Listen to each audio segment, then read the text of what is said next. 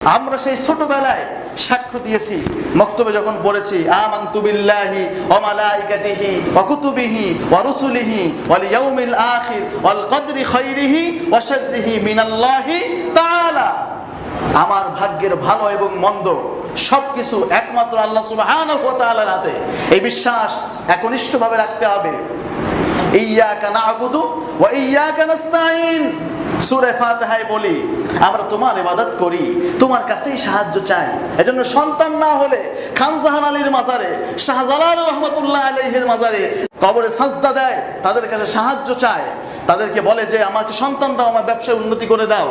একমাত্র আল্লাহ ছাড়া আর কারো কাছে কিছু চাওয়া যাবে না। শিরকের কোনো স্থান আপনার মধ্যে থাকবে না, আপনার সম্পর্ক শিরকের সাথে হবে না।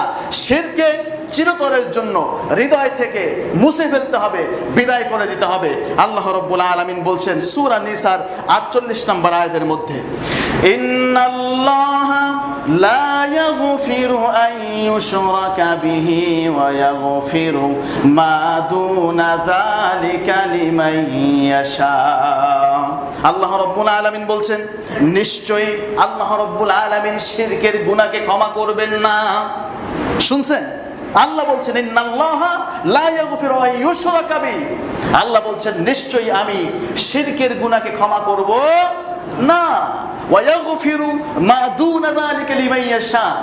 এই শিরকের গুনাহ বাদে আর যা গুনাহ তোমার আমলনামায় আছে আমি আল্লাহ চাইলে সেগুলোকে ক্ষমা করে দিব, কিন্তু শিরকের গুনাহ ক্ষমা করব না। শিরক এত বড় মারাত্মক অপরাধ, ক্ষমা আমি আল্লাহ রাব্বুল আলামিন করব না। অতএব আমাদেরকে এই শিরক থেকে যে কোনো মূল্যে বেঁচে থাকতেই হবে। আল্লাহ আমাদেরকে তৌফিক দান করুন। সবাই পড়ছি আমিন।